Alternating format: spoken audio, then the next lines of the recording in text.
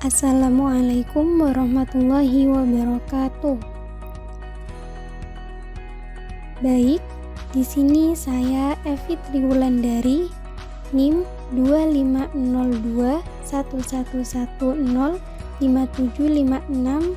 dari kelas F Matematika 2 PPG Prajabatan Gelombang 2 2023 Universitas Jember. Pada kesempatan kali ini, saya akan mempresentasikan kampanye praktik baik yang telah saya lakukan pada saat PPL di SMKN 4 Jember sebagai ujian akhir semester pada mata kuliah Perspektif Sosiokultural dengan dosen pengampu Bapak Dr. Ervan Yudianto, SPD, MPD.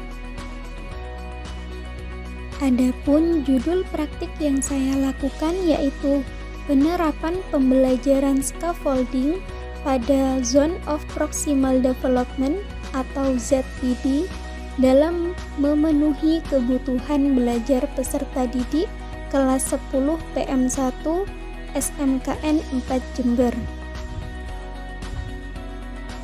Apa itu Zone of Proximal Development?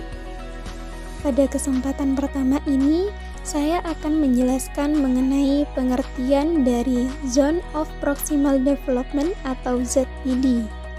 Zone of Proximal Development diartikan sebagai rentang pembelajaran di antara tingkat pemahaman atau keterampilan yang dapat dicapai oleh peserta didik secara mandiri dan tingkat yang dapat dicapai dengan bantuan atau bimbingan dari guru atau teman sejawat. Batas bawah dari Zone of Proximal Development atau ZPD adalah tingkat keahlian yang dimiliki anak yang bekerja secara mandiri. Kemudian, batas atas dari Zone of Proximal Development atau ZPD adalah tingkat tanggung jawab dan tambahan yang dapat diterima oleh anak dengan bantuan seorang yang lebih kompeten. Selanjutnya, bagaimana intervensi terkait penerapan scaffolding pada Zone of Proximal Development? Pada kesempatan kali ini, saya akan menjelaskan mengenai penerapan scaffolding pada Zone of Proximal Development atau ZPD. Pendekatan scaffolding dalam ZPD berfokus pada memberikan dukungan dan bantuan yang disesuaikan dengan kemampuan siswa, sehingga mereka dapat mencapai level pembelajaran yang lebih tinggi dari apa yang dapat mereka capai sendiri.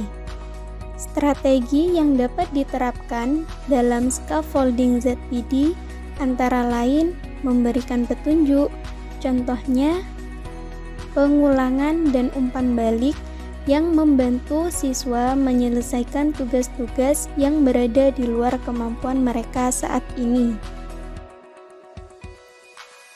Bagaimana tahapan penerapan scaffolding pada Zone of Proximal Development atau ZPD dalam memenuhi kebutuhan belajar peserta didik di kelas 10 PM1 SMKN 4 Jember. Tahap yang pertama yaitu melakukan asesmen diagnostik awal dan pertanyaan pemantik untuk mengetahui kemampuan awal siswa sehingga dapat mengidentifikasi zona perkembangannya. Adapun asesmen ini dilakukan untuk mengetahui kemampuan awal dari peserta didik. Dalam praktek kali ini, materi pembelajaran adalah terkait dengan ketidaksamaan linear dua variabel.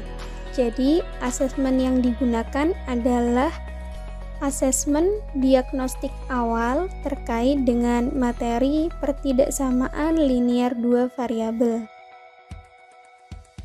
Kemudian, pada tahapan yang kedua adalah memilih dan menyesuaikan tugas yang tepat sesuai dengan kemampuan dan perkembangan peserta didik, serupakan sebuah kunci dalam memanfaatkan Zone of Proximal Development dengan efektif.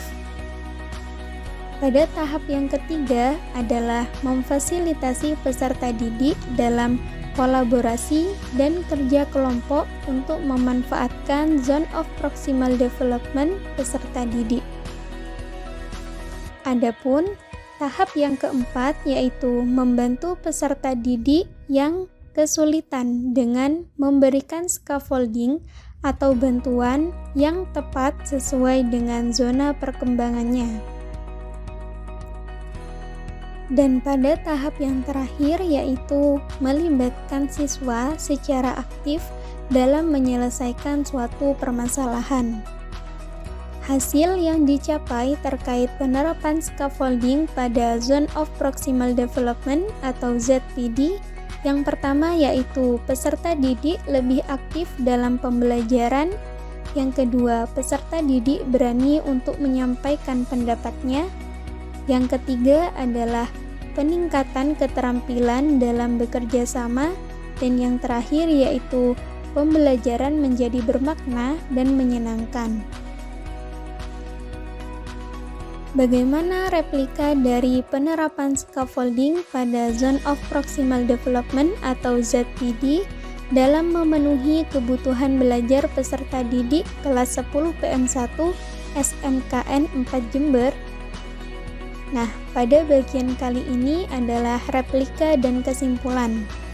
Kesimpulannya yaitu pembelajaran dan replika hasil ini sebagai evaluasi pembelajaran untuk mencapai peningkatan hasil belajar dari peserta didik.